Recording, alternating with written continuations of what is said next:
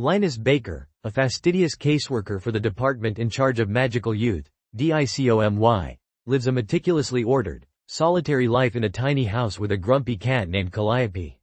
His days are a monotonous cycle of strict adherence to the rules and regulations, navigating the chilly bureaucracy of DICOMY, and enduring the nosy inquiries of his neighbor, Mrs.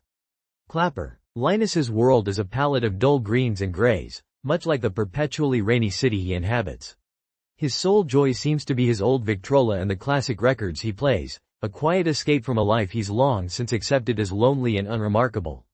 One Tuesday, his predictable routine is shattered when his formidable supervisor, Ms. Jenkins, summons him to a meeting with extremely upper management. Linus is riddled with anxiety, fearing demotion or worse. To his astonishment, he's assigned a highly classified, Level 4 mission, a month-long inspection of a remote orphanage on Marcia's island. The details are sparse and ominous, hinting at problematic children and a master named Arthur Parnassus, who, according to his thin file, is an enigma. Linus is warned of the extraordinary nature of the children, told to lock his doors at night, and explicitly forbidden from discussing the contents of his new files with anyone on the island. He's informed he's been chosen due to his perceived objectivity and lack of personal attachments. This last point stings, though he tries to brush it off, even feebly mentioning his cat. The journey to Marcia's is a stark transition. The dreary city rain gives way to an explosion of color, bright blue skies, cerulean ocean, and vibrant green landscapes. This vividness is a stark contrast to Linus's monochromatic existence, almost making him forget his worries. However, his brief moment of awe shatters upon opening the first file. A 6-year-old boy named Lucy, whose file ominously declares his father to be the devil, and his species to be Antichrist. Linus promptly faints. He awakens to a bewildering reality, confronted by a mysterious woman with violet eyes and a cloud of white hair, who introduces herself as Zoe Chapelwhite, the island's caretaker. She is direct, bordering on blunt, and reveals herself to be an island sprite, a magical being previously known to Linus only in theory. Zoe challenges Linus's preconceived notions, asserting that the children are more than their files suggest and that his job is to protect them, regardless of their origin or abilities. She drives him at breakneck speed through the vibrant landscape, past a seemingly hostile village whose inhabitants glare with fear and prejudice at the sight of her and the van carrying the classified children. Zoe explains that the villagers are paid to keep silent about the orphanage's existence, a stark illustration of the societal fears surrounding magical beings. Upon arriving at the orphanage, Linus encounters the children. Talia, a seemingly grumpy, shovel-wielding gnome who threatens to bury him. Fee, a forest sprite whose wings shimmer and who seems capable of manipulating plants. Chauncey, an amorphous, boneless blob with bouncing eyes and a dream of becoming a bellhop. Theodore, a small, chirping wyvern with a love for shiny objects. And Sal, a shy, physically abused shapeshifter who can transform into a Pomeranian. Most shockingly, he meets Lucy, the supposed Antichrist, who greets him with theatrical pronouncements of doom and destruction, only to be effortlessly reined in by Arthur Parnassus. Arthur Parnassus is everything Linus didn't expect: kind, gentle, and deeply devoted to his charges. He possesses an uncanny ability to understand and soothe the children, even Lucy's more dramatic pronouncements.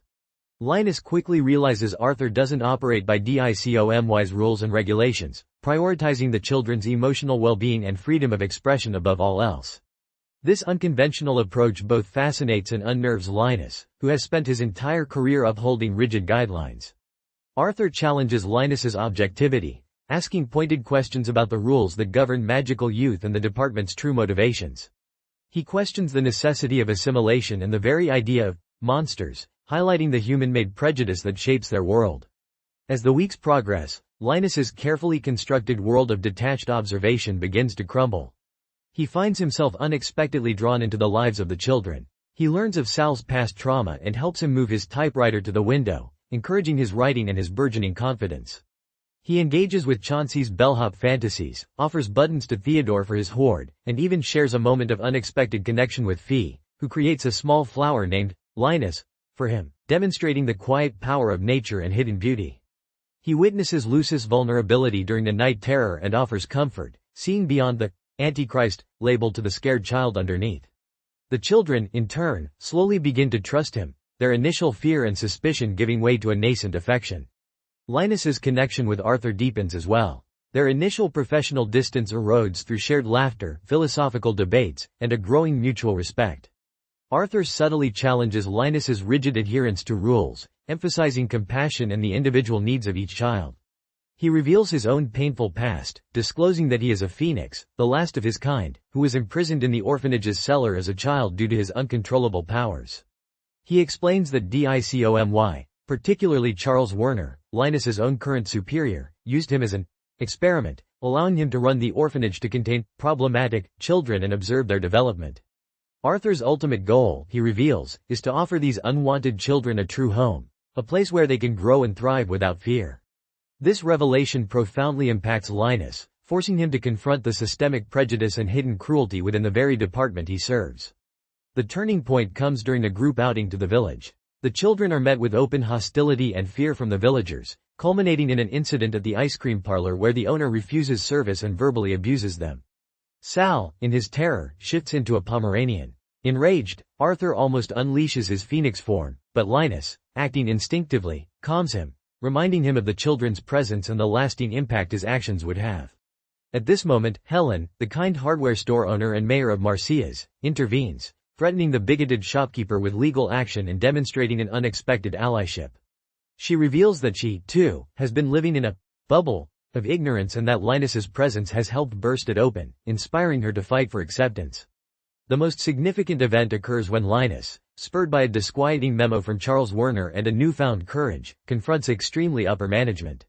He passionately defends the Marseilles orphanage and its inhabitants, naming each child and recounting their unique qualities, challenging the dehumanizing labels and rigid classifications imposed by DICOMY. He exposes the department's prejudice and their experiment with Arthur, declaring the orphanage a home where the children are loved and protected. He criticizes their see something, say something campaign for fostering hatred and asserts that change must come from within, not from the top. Linus's impassioned speech is a radical departure from his usual adherence to rules, a testament to how profoundly he has been changed by his time on the island. He declares Arthur to be Luce's true father and vows to fight for them all, even if it means sacrificing his career. Upon his return to the city, Linus finds his meticulously ordered life stifling and devoid of the color and warmth he experienced on Marseilles. His old apartment feels stale, his sunflowers are dead, and his cat seems indifferent. He finds himself constantly longing for the island, for the children, and for Arthur. He submits his final report, a concise statement recommending the orphanage remain open, and then makes a momentous decision. He quits his job at DICOMY, taking with him all the files he's secretly collected from other orphanages, intending to fight for the rights of all magical youth. He returns to Marseilles, dressed in his ridiculous explorer outfit, embracing the absurdity and the unknown. He is met with joyful reunions from the children, who eagerly welcome him. Talia hugs him, teasing him about digging his grave. Sal smiles, and Chauncey is ecstatic. Fee and Theodore express their happiness in their own ways. Finally, he confronts Arthur, expressing his desire to stay, to belong. Their shared longing culminates in a tender kiss, a powerful symbol of the love and connection that has blossomed between them. In the epilogue, a year later, Linus is a permanent resident of Marseilles Island. His once pale skin now has a tan, he wears shorts by choice, and he's comfortable in his own skin. He actively participates in the children's lives, helping Talia in her garden and discussing philosophy with Arthur. The island has become a beacon of hope. Helen, the mayor, has transformed the village into a welcoming place for magical beings, and national attention has turned to DICOMY due to an anonymous whistleblower, implied to be Linus himself. Arthur has petitioned for the adoption of all the children, with Linus included as a co-parent. The ultimate sign of their new life is the arrival of David, an undocumented Yeti child with cerulean eyes, a new addition to their extraordinary family, signifying that their home is ever expanding, a testament to love, acceptance, and the power of chosen family.